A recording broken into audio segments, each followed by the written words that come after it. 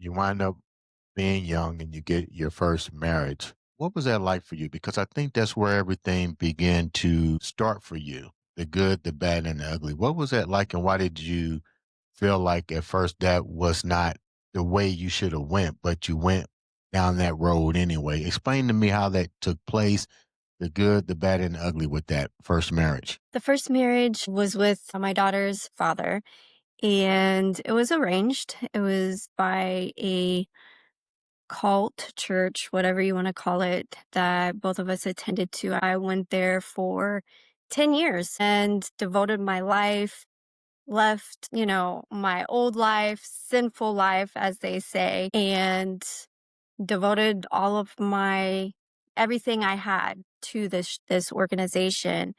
And being a single mom with my son, they really wanted people like me, single parents, to really get married. And of course, I know I have a calling on my life, and in a God sense, right? But I was going to their Bible school, so they're really big on, okay, if you're a single parent, you got to get married, right? Well, I have And to cut you off, but I just got to ask this question. What organization is this? Is it Mormons? Is it Jehovah Witnesses? Is it Latter-day Saints? I mean, uh, who would even, what's the name of the organization? Because you're not going to get in trouble. no, it's called New Testament Christian Church of America. Okay. So how old were you when all of this new adaptation began to take place for you? I joined the church right after my son was born, and I had him when I was 24. So about 24 years old, you mentioned, I'm trying to go back and catch the people up, make sure we got a clarity going here. Clarity. You said the church basically wanted you there because you was living what they call a sinful life. What were you doing at 20 something years old? You probably were wild. Were you really wild like they said? No, not really. I just had my son, and I would, go to clubs or whatever, live in the moment, but I never really had a crazy life. I knew I wanted to change it because I was living in Seattle at the time. And then, I found out I was pregnant.